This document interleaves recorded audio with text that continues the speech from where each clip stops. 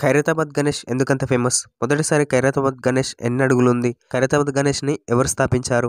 ఇలా ఖైరతాబాద్ గణేష్ గురించి full details అయితే ఈ వీడియోలో మాట్లాడుకుందాం. తెలంగాణ రాష్ట్రం హైదరాబాద్‌లోని ఖైరతాబాద్ ప్రాంతంలో వినాయక చవితి సందర్భంగా ప్రతి ఏడాది భారీ గణేష్ విగ్రహం అయితే పూజలు అందుకుంటుంది. ఆ భారీ ఎత్తైన గణేష్ విగ్రహం మన ఖైరతాబాద్ గణేష్. 1954 సంవత్సరంలో బాలగంగాధర్ తిలక్ ప్రేరణతో సింగరి శంకరయ్య ఖైరతాబాద్ ఆలయంలో ఒక్క అడుగు గణేష్ విగ్రహాన్ని మొదటిసారిగా స్థాపించారు. ప్రతి సంవత్సరం ఖైరతాబాద్ గణేష్ విగ్రహం ఎత్తు ఒక్క అడుగు పెంచుతూ పూజలు నిర్వహిస్తారు.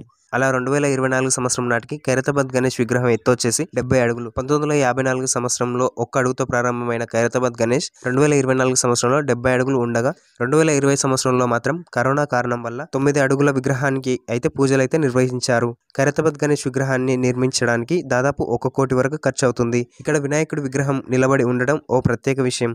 ఖైరతాబాద్ గణేష్ ఎత్తుతో పాటు గణేష్ లడ్డు కూడా ప్రసిద్ధి చెందింది. ఖైరతాబాద్ గణేష్ లడ్డుని ప్రసాదంగా భక్తులకు అందిస్తారు. 2009 సంవత్సరం వరకు 50 కిలోల లడ్డును ఖైరతాబాద్ గణేష్ చేతిలో ఉంచేవారు.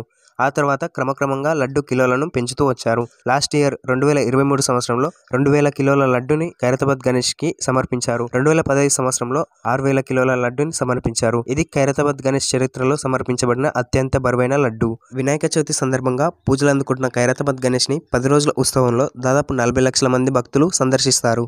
మన ఖైరతాబాద్ గణేష్ భారతదేశంలోనే ఎత్తైన గణేష్ విగ్రహంగా అవతరించింది. ఉత్సవాల చివరి రోజు ఖైరతాబాద్ గణేష్ నగరంలోని అనేక వేల గణేష్ విగ్రహాలతో పాటు హుస్సేన్ సాగర్ సరస్సులో నిమజ్జనం చేస్తారు. మొత్తానికి మన ఖైరతాబాద్ గణేష్ గురించి డీటెయిల్స్ అయితే ఇవన్నమాట.